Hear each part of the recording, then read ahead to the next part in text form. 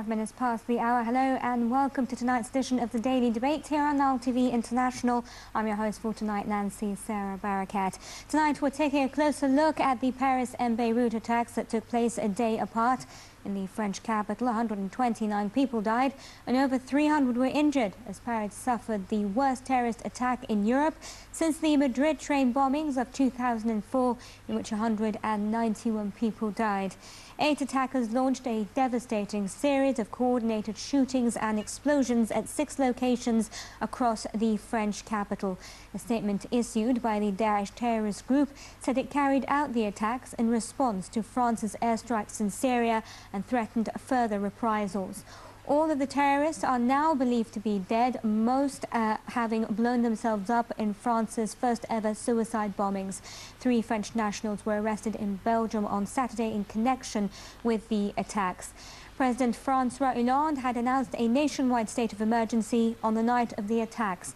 Last week also saw Lebanon witness a suspected twin suicide attack, also claimed by the Daesh terrorist group in the capital Beirut. It was the largest attack ever claimed by Daesh terrorists in Lebanon and among the deadliest bombings to hit the country since the 1975 to 1990 civil war. Is this a change in Daesh tactics? Will there be a change of strategy against these terrorists in Iraq and Syria? And how will the world take active measures to curb these threats? These are some of the questions that I'll be putting to my guests later on in the program. But in a related development, perhaps, 17 nations overcame their differences on how to end Syria's civil war and adopted a timeline that will let opposition groups help draft a constitution and elect a new government by 2017. As a first step, U.S. Secretary of State John Kerry and Russian Foreign Minister Sergei Lavrov said at a press conference in Vienna that the United Nations had agreed to convene Syria's government with opposition representatives. It set a January 1st deadline for the start of negotiations between President Bashar al-Assad's government and opposition groups.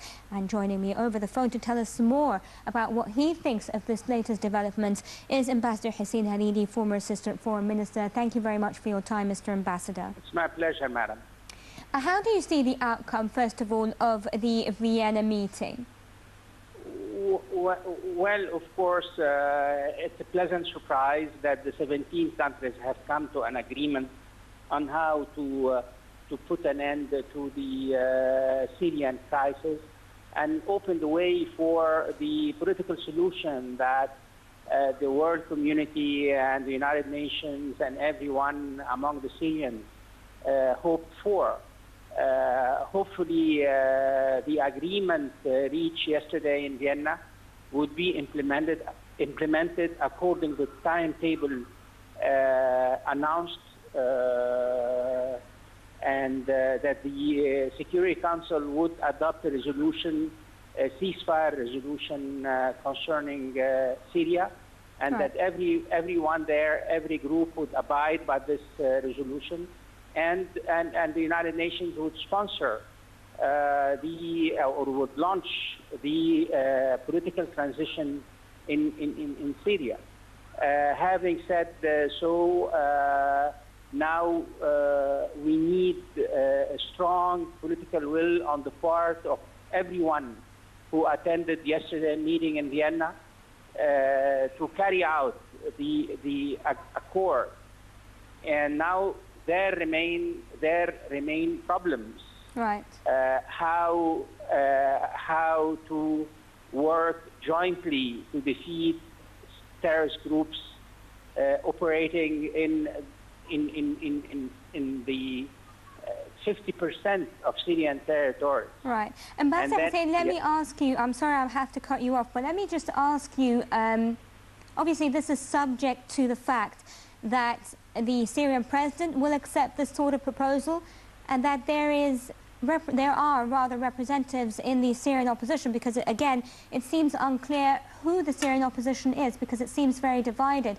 So how do you think these obstacles will be overcome? No, I guess the United Nations envoy, Mr. Staffan de Mistura, would work on drawing up a list of the opposition representatives who would sit across the table with the Syrian government.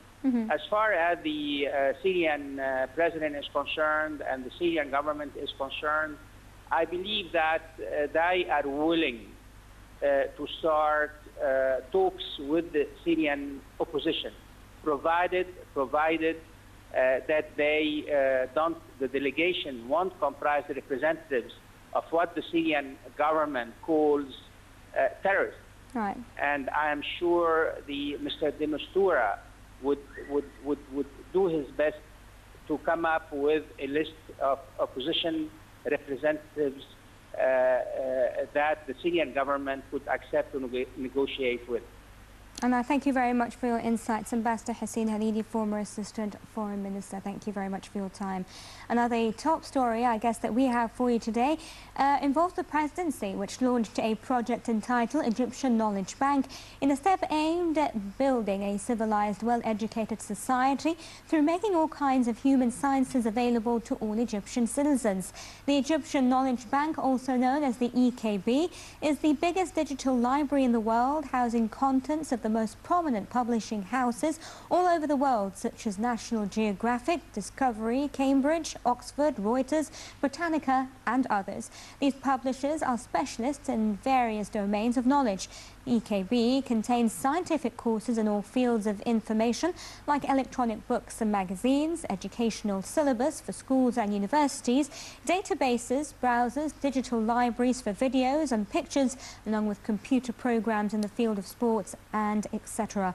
Actual work on this project is due to start just after signing partnerships and agreements with publishers worldwide. Well, that's all the top stories I have for you for now. But let's take a look at the first report that we have for you for this evening, and that's a closer look at the Paris attacks that took place on Friday.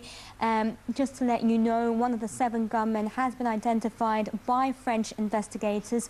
He was named as Omar Ismail Mustafa, a 29-year-old French citizen of Algerian origin who had a criminal record and was known to have been radicalized. Another French or Belgian-born, rather, Algerian named Abdessalem Salah, 26, is described as dangerous and has also been named by the French police. Let's take a look at the following report, and then I'll be back to welcome my guests. Stay with us.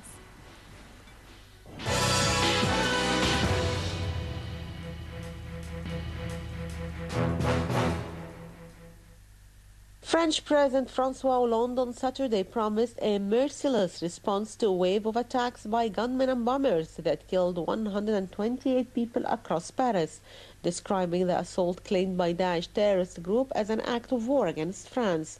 In the West attack, a Paris City Hall official said 4 gunmen systematically killed at least 87 people at a rock concert at the Bataclan Concert Hall before anti-terrorist commanders launched an assault. The official said some 40 more people were killed in 5 other attacks in the Paris region, including a double suicide bombing outside the Stade de France stadium. Meanwhile, Belgium's Justice Minister Congin said that authorities have made several arrests related to the deadly attacks in Paris, adding that the arrests came after a car with Belgian license plates was seen close to the Bataclan Theatre in Paris on Friday night.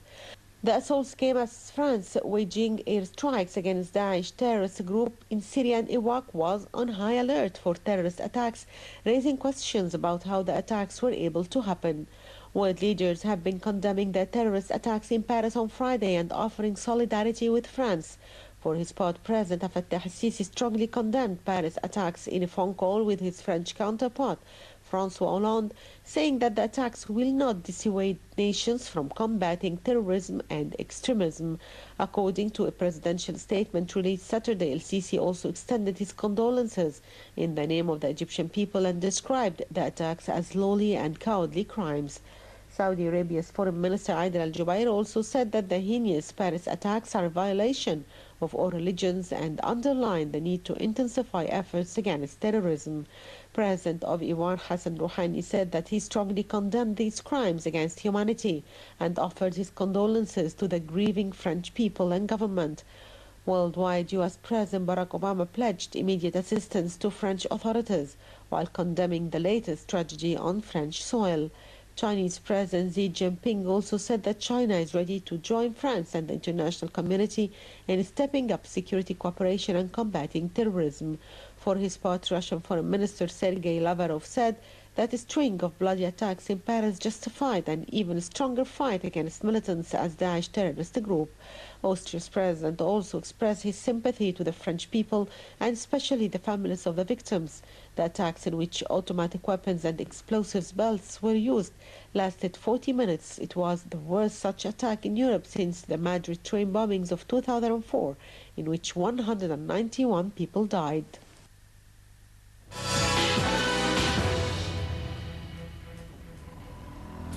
Be the first to know.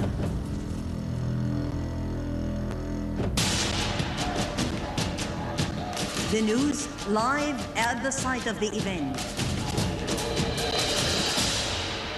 Information on events as they are happening.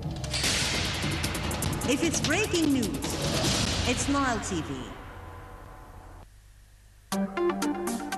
Have you got a good story? Get in touch with Nile TV. Send us your videos, pictures, and stories. Email us on our website. Contact us on Facebook. Follow us on Twitter. And also Google+. Be part of making the news. Only on Nile TV International.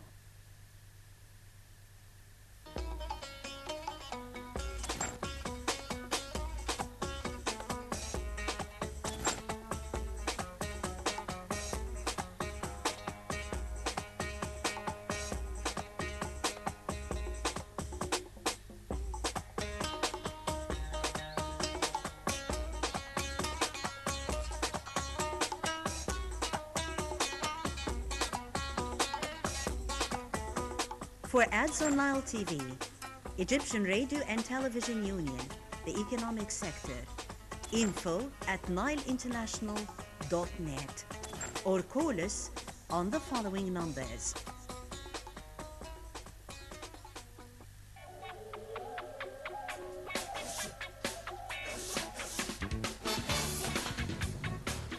Nile TV International is your gateway to all the breaking news events across the world. We're the most constant news service of the world. We make all the difference. The entire world is shifting towards social media. That's why we're following you and we're capturing the latest. We provide you with minute-by-minute updates of the latest events happening around the world. Reading beyond the news.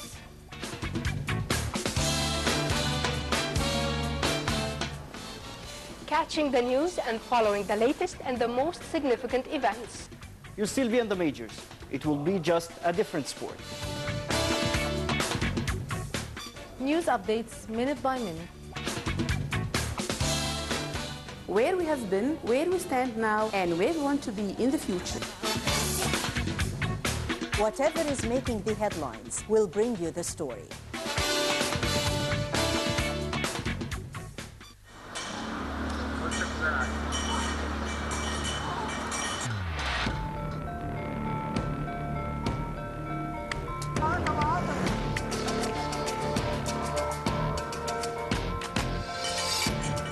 عايز في البلد دي كل واحد يشتغل بضمير. كلنا نشتغل، احنا نغير نفسنا بس. الناس تعامل ضميرها وتعامل مرضي الله. الناس تبقى كويسه مع بعضيها. هيبقوا كويسين الناس. كلنا خير ومصر كلها خير. هي ام الدنيا، الشعب المصري ده طيب. لو كل واحد ابتدى بس بنفسه البلد هتتصلح. كل واحد يعمل ربنا وضميره. الناس تبقى حلوه كده مع الناس. لازم اخلاق الناس تبقى كويسه. نحب بعض. الاحترام. ضماير الناس. الاخلاق بس. ان شاء الله ينصلح حالنا بقى. نتقبل اراء بعض. هي الديمقراطيه. هي الديمقراطيه.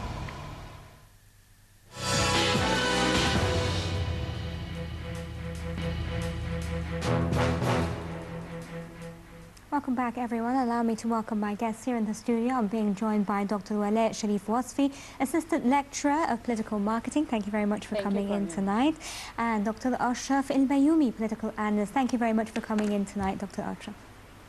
Let me start off by asking yourself, Dr. Ashraf, perhaps when the news of the Paris attacks broke, what were your initial thoughts? My initial thoughts is that terrorism has finally arrived in Europe. Right. And it was inevitable, and many people for the past several months were warning about this inevitable terrorism or Daesh per se? Huh? Terrorism or Daesh? Terrorism includes many things. It includes Daesh, Jabhat al-Nusra, and you must remember that these names are very fluid. People change their names in order to suit certain political demands. For example, the United States wants to, according to official statements from responsible people, officials actually, want to deal with Ahrar al-Sham, so they have to change their names and to distance themselves from al-Nusra. Right. So it is very fluid, all these tricks, but they are all terrorists. Right. Yes. Do you agree, Dr. Waleh, that this also, I guess, struck you as, yes, terrorism has reached European shores? Of course. As Dr. Ashraf said, there was a lot of messages and warning messages to Arab that wake up and monitor out that Daesh group is not only attacking the Middle East, but also it will go to the whole world, and that's what really happened. And seriously, I would like to talk about Daesh group, or the idea of Daesh, dividing into Muslim Daesh or Christian Daesh at the end, from where the fund of Daesh to be able to do all those attacks.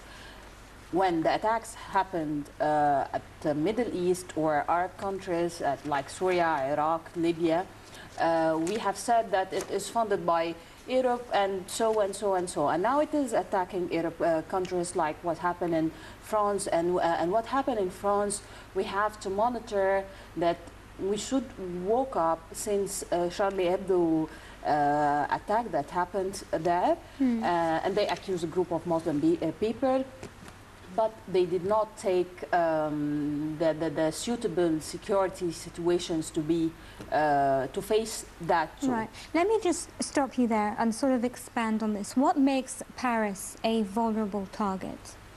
You know, Paris to be attacked in that way, you know, Paris is away a little bit from that political scene or what is happening in the Middle East especially. Maybe we'll talk about America or USA and British, but Paris and France in general is a little bit away from the Middle East events, what is happening in the Middle East. But it's still part of the coalition striking Syria and Iraq. Yes, of course.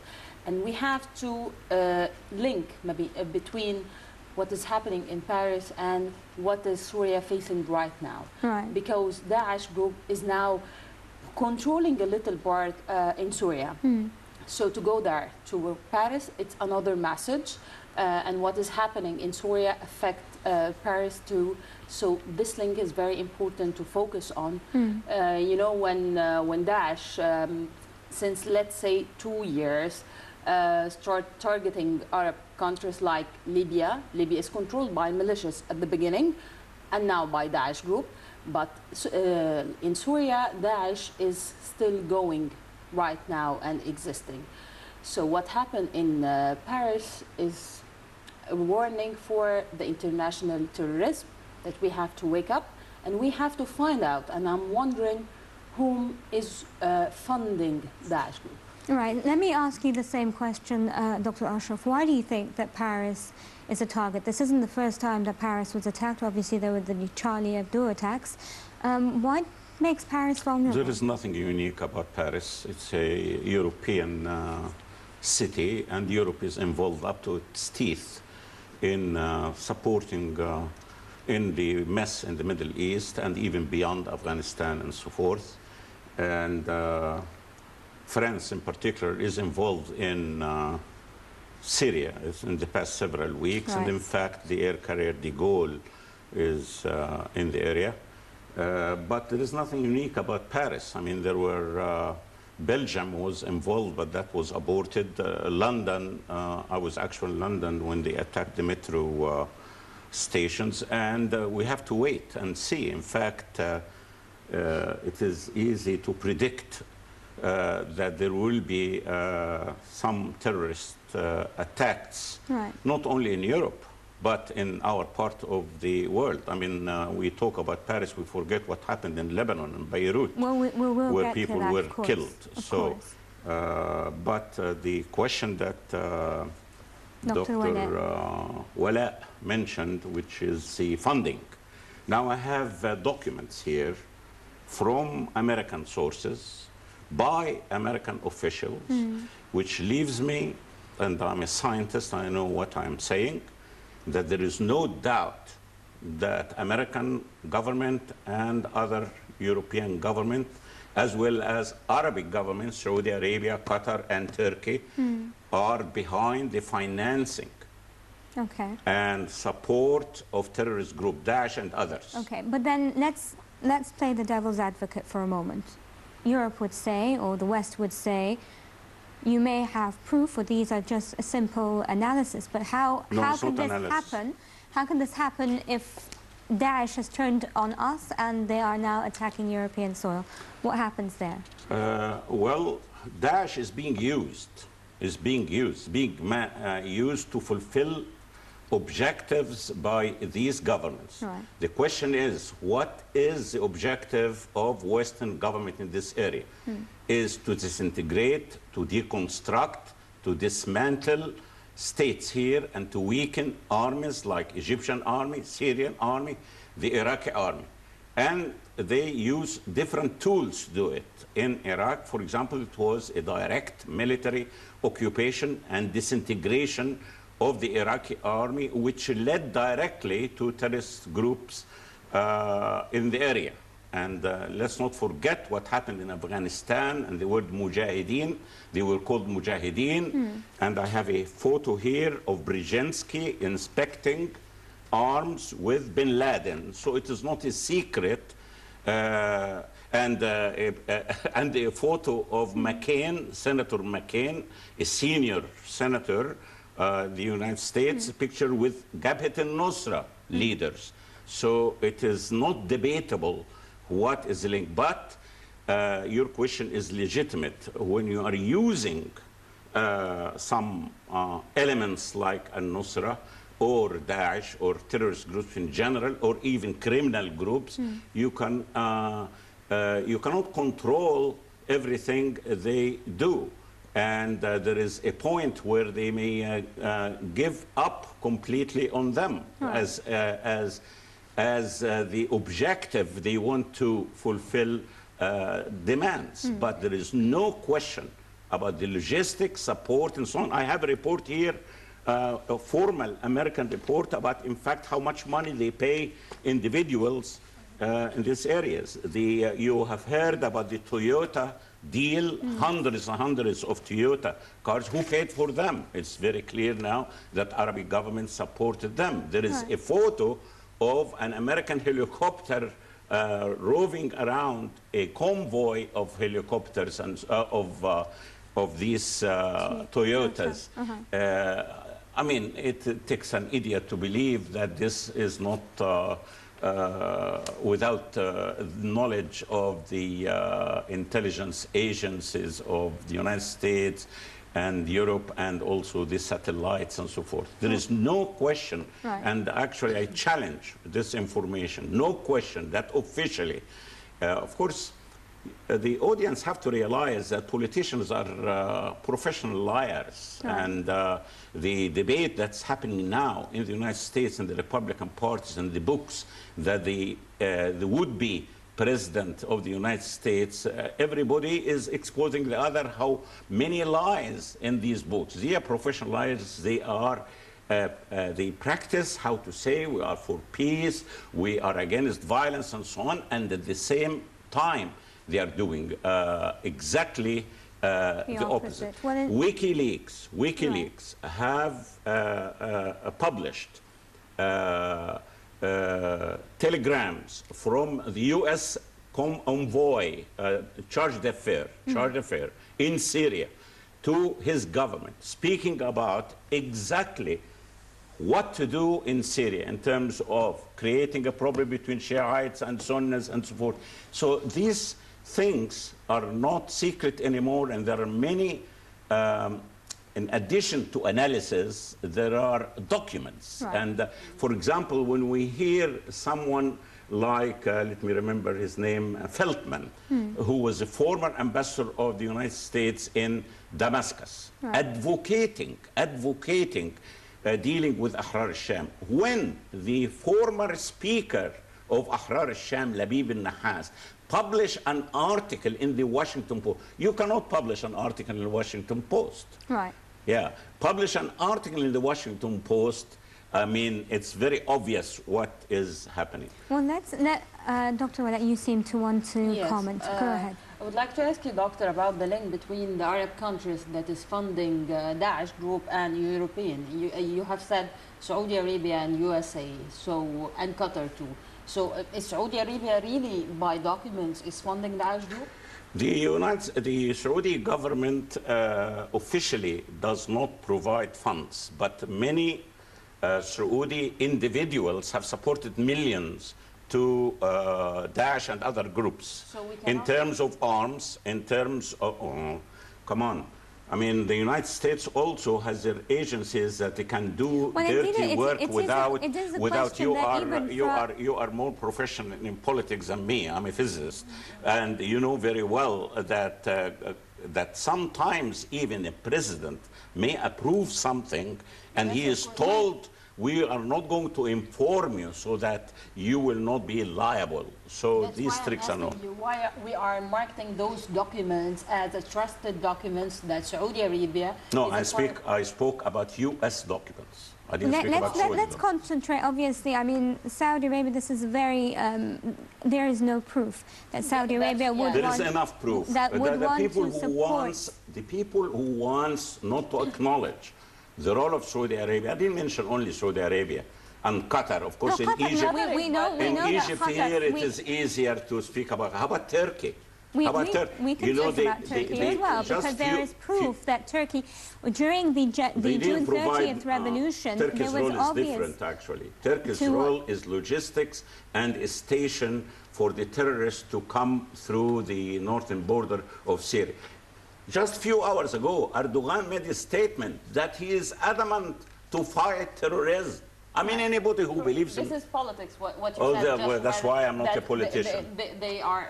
I'm in the business of finding the truth. I'm a physicist. Right, and also saying it. But at the same time, yes, some analysts say they believe that the attack on the Stade de France was the real statement of intent by the Daesh group, is that the French president was there, he was watching the football match, and then there were suicide bombings around the stadium itself, that the whole point that how could France, even though it is on high alert for the Paris summit on climate change, is already on high alert that this is, to a large extent, a lapse in security. Do you agree? Of course, and that the security system is really penetrated. How come that the Prime Minister is there and they did not notice anything? Or the President and the Minister of Defense. Yes, and they did not notice anything, which is weird, that there are serious, for sure there are some weird movements or something like that. Where's the security issue that the international or the European countries are talking about and giving us a lot of speeches to seek for peace and security in the Middle East, and they themselves did not take those steps to face what has happened. But really what has happened in France then, after in Lebanon, we have to link both. It's a message. It's not only European. Lebanon. And it was one day apart. Yes, and we have to predict too that they will not stop like that. You know, there's silence before what is going to be happen. So they took two great attacks at two countries, unexpected countries. We always expect in Syria, Iraq, Libya, on borders, at Sinai, here in Egypt. But to go to Lebanon, Beirut especially, and at Paris too, this is something was not that predicted, and we have to predict and to know that the upcoming days is not that stable. We have to wake up and we have. So we should be expecting other attacks. Do you think Europe will be a target again, Dr. Ashraf? Not only Europe, here, we have to be vigilant here. You see, there are new developments which are not being mentioned. One is that the new tactics of the terrorists, they are using now these explosive belts. Now they are using explosives which are very difficult to detect by the usual techniques that are available at airports. And you mentioned about security. Of course, I am for complete security here and there, but there is no such thing as full 100% security. Well, let me tell you the lapses. Just allow me just to interrupt you there, because we're going live now to the Giza pyramids, where my colleague Rasha Madi is there with the Minister of Antiquities to tell us a little bit about the illumination of the Giza pyramids today with the colors of the flags of both France and Russia. Let's go over to you, Rasha.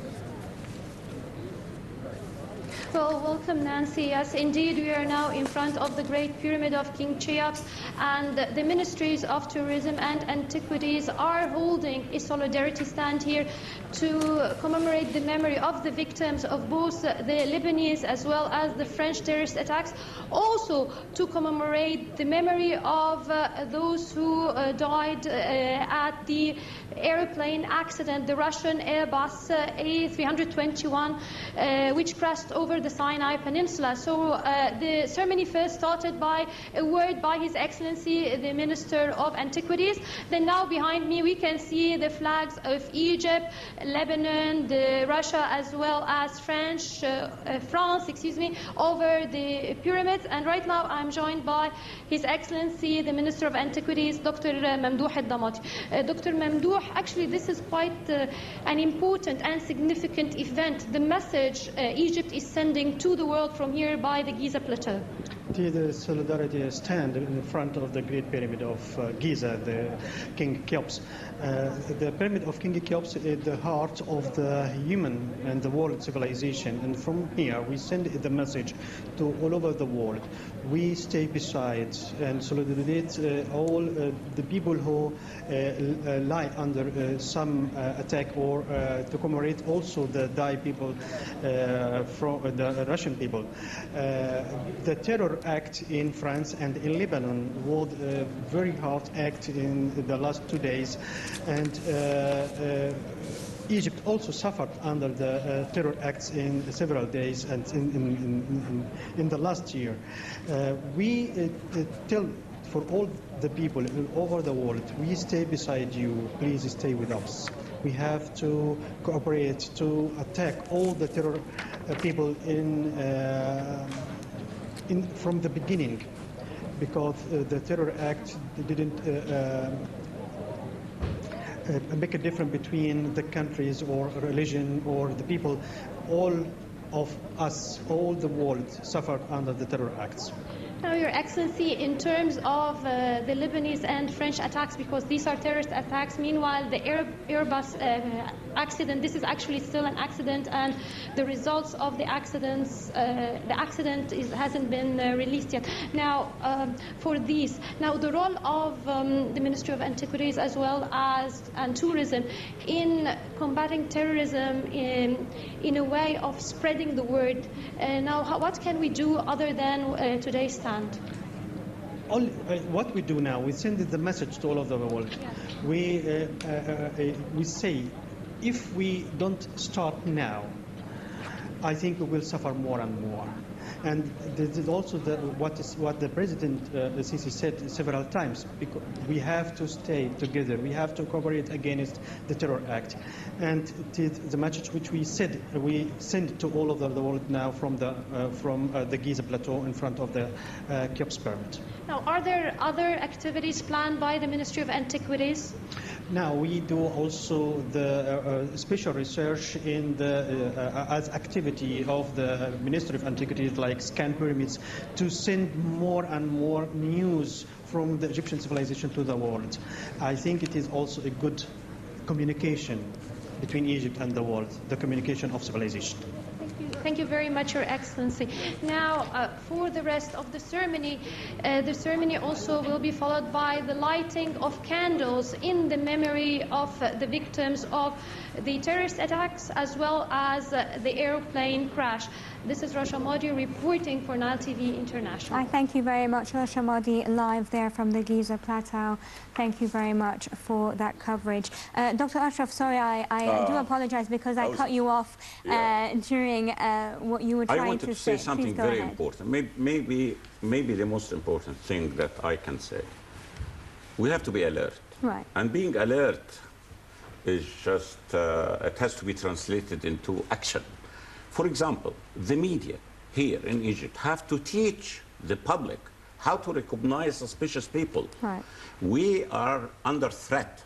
We shouldn't wait until what happened in Paris will happen here in Cairo or in Alexandria. Now the terrorists are using different tactics, which makes the explosive less, in fact, impossible to detect, at least with currently used techniques. So this is something very serious. Yeah. Another thing which is very important, we are vulnerable here in Egypt. For 40 years, I am a professor in Alexandria University. The rhetoric of the Wahhabi rhetoric and the brainwashing of the kids day after day under the protection of the government. And now there are, I call them KG1 Daesh all over here. I see them in the streets around us. So there is a process. Shufi, Ustaza Nancy, there has to be a clear strategy. Right. One is security. There is no question about it. Security has to be tight, and you have to combat the terrorists, but within the law, because it's very important. Because when you violate human rights, that works against you, and the people will not be your agent to fight terrorism. The second thing which is very important is educational, cultural. You have to re-educate. The media, instead of silly programs on television, they have to have bits and pieces so that people will not be bored, to teach people about various things and to combat this upside priority about the religion. Right. I mean, 40 years ago, we thought that religion is how to behave with others, how to protect the right of others, how to respect other religion, how to not to lie, not to cheat in exams and so on. Now religion has been reduced to covering the hair of women and a certain rhetoric. That has to change. The Wahhabi rhetoric and this distortion of religion is one of the main reasons of terrorism. Besides, of course, the Zen people keep on the ears of young people. That's how these people recruited. Let me tell you one thing. I was in London one time, Nancy. Right.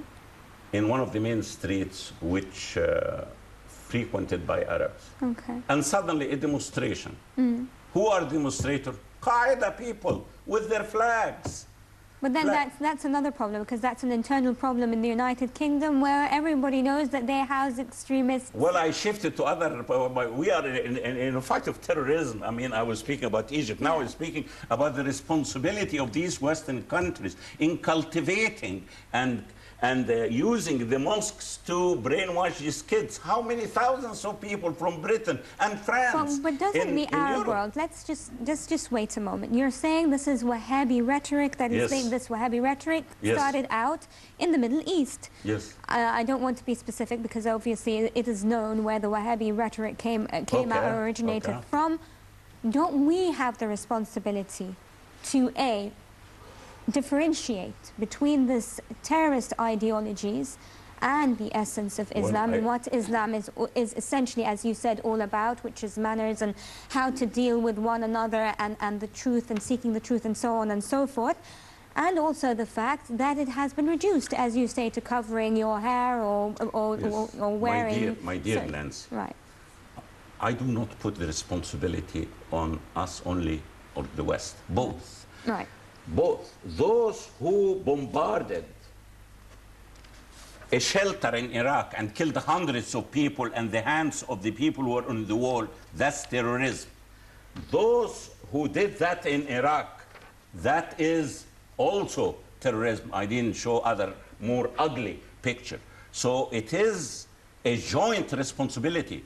The West and its criminal acts in Afghanistan, in Iraq, and in other places are responsible. They're opening their mosques and allowing for this rhetoric, cultivating and nourishing and supporting. How did these people travel to Syria and to other places to commit their knifing of people? How many Egyptians were knifed in Libya? Yes. I thought Libya was liberated by the NATO.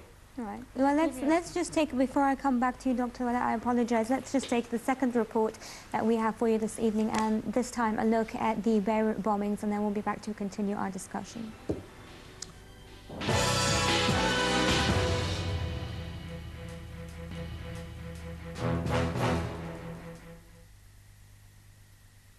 Lebanon on Friday mourned 43 people killed in South Beirut in a twin bombing claimed also by Daesh terrorist group, the bloodiest such attack in years.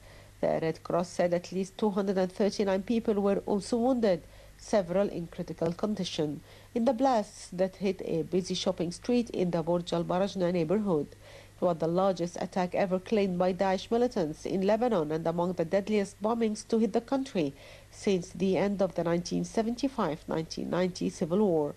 The army said the attack was carried out by 2 suicide bombers and that the body of a third who failed to detonate his explosive device was found at the scene of the second blast. Meanwhile, world leaders condemned the bombings, which French President François Hollande called despicable. The White House offered its condolences, vowing that such acts of terror only reinforce their commitment to support the institutions of the Lebanese state. UN Secretary General Ban Ki-moon also urged Lebanon not to allow this despicable act to destroy the relative calm that has prevailed in the country over the past year. Egyptian Foreign Ministry also denounced the attack, affirming Egypt's solidarity with Lebanon in such critical times. Similarly, the Egyptian ambassador in Beirut, Mohammed Zaid, condemned the bombings, adding that the attack will unite the Lebanese people to reject terrorism. He further expressed his confidence in the Lebanese authorities' abilities to investigate the attack, highlighting that Egypt has also advocated a direct strategy to counter terrorism. Grand Mufti and the Grand Imam of Al-Azhar also condemned the attacks, calling upon Lebanese to unite and abandon all sectarian disputes. Later, Lebanese security forces said they have foiled a number of attacks inside the country recently and dismantled terror cells. The army had also set up checkpoints around the southern suburbs entrances. Meanwhile, a senior security source said on Saturday that authorities arrested 5 Syrians and a Palestinian in connection with the twin suicide bombings in central Beirut. The explosions were the first attacks in more than a year to target a Hezbollah stronghold inside Lebanon and came at a time when the group is stepping up its involvement in the Syrian civil war.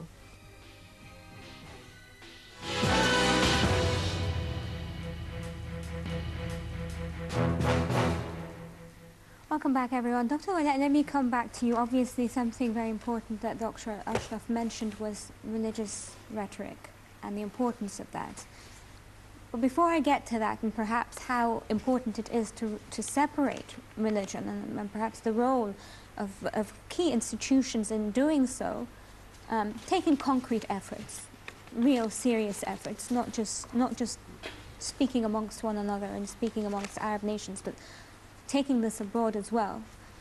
How important is it, A, that we change and review religious rhetoric, and how important is it as well that we find what is appealing with a group like Daesh that is able to recruit youths in their 20s and in the early 30s? Okay. You have just asked about religious groups or that kind of division. I would like to talk about Egypt right now and what is happening in Egypt. let's talk about the division of the Egyptian street and why the Egyptian street is divided. I think, as Dr. Ashraf said, the media has played a very important role in dividing the Egyptian street through the brainwashed people. And we have to wake up to the brainwashed people, how they are brainwashed. Students at university is like a weapon that we can use. So they go between students, especially in universities, to be brainwashed and start dividing it. Not only Islamic groups, but you will find Islamic Muslim brotherhoods, yes, Salafi, Islamic unknown groups, liberals, so and so and so. A lot of divisions in the Egyptian street, and then they start working on the ideology of each and every one and starting to support.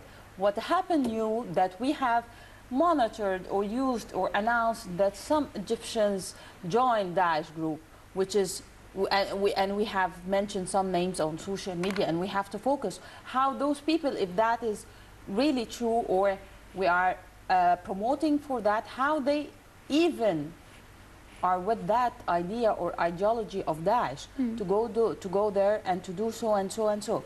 So the media, that's why what I'm really But asking... we can't limit it to Egypt. I mean, these are French nationals. These are people who were born and raised in France. Obviously, yes.